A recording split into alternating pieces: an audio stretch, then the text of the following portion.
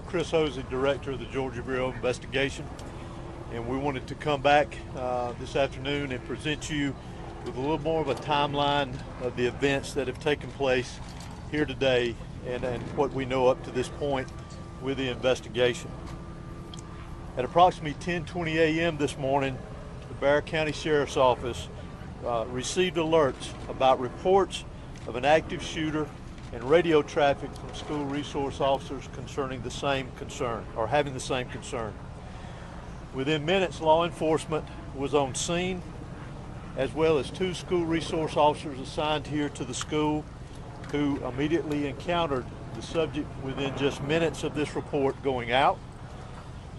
Once they encountered the subject immediately surrendered to these officers and he was taken into custody. Additionally, what I want you to know as of now, there are 4 individuals who are deceased from this incident, 9 that have been taken to local hospitals with various injuries. Of those that are deceased, 2 were students and 2 were teachers here at the school. The priority right now for us within this investigation is to gather all the facts, to make sure that we're accurate with it, because this is a murder investigation. As the sheriff mentioned earlier this morning, the shooter is in custody. His name is Colt, that's C-O-L-T, Gray. He is a 14-year-old student here at the school, G-R-A-Y. He is a 14-year-old student here at the high school. Again, he has been taken into custody. He will be charged with murder and he will be tried as an adult and handled as an adult. We're coordinating these charges and obviously this investigation with District Attorney Brad Smith, who is the District Attorney for the Piedmont Judicial Circuit here. Since earlier this morning we talked with you and since the incident occurred, numerous interviews have been taking place through our investigation with students, faculty, as well as any other witnesses that we could identify. Law enforcement had a very, very swift response to this incident once the incident was determined that there was a concern here. Those resources, whether it was in that response or throughout this investigation to assist, came obviously from the Sheriff's Office here, from other local law enforcement agencies, state law enforcement agencies, and the federal law enforcement agencies as well.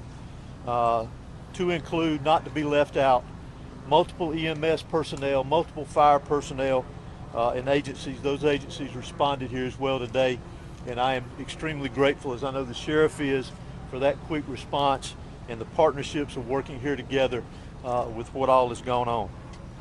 Currently, from the investigative perspective, we have crime scene agents and other special agents from the GBI, from close to a dozen of our different work units from across the state that have responded here today to work on this investigation, again, collecting evidence, conducting interviews, and so forth.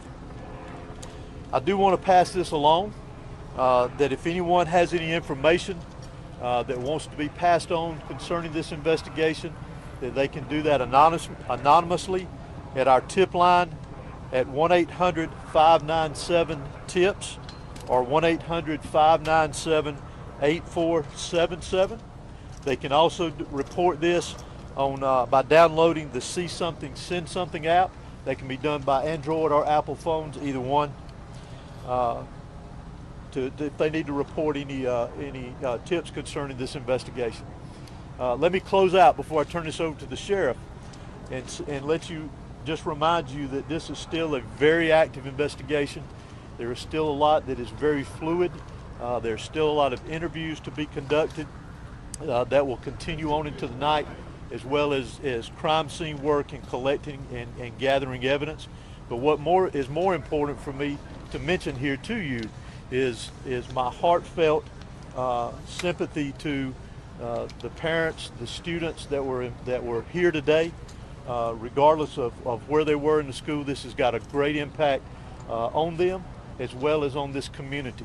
My thoughts and prayers, along with everybody standing behind me and every law enforcement agency in this state, and many I will tell you around this country, they are in our thoughts and prayers, and we will continue with that.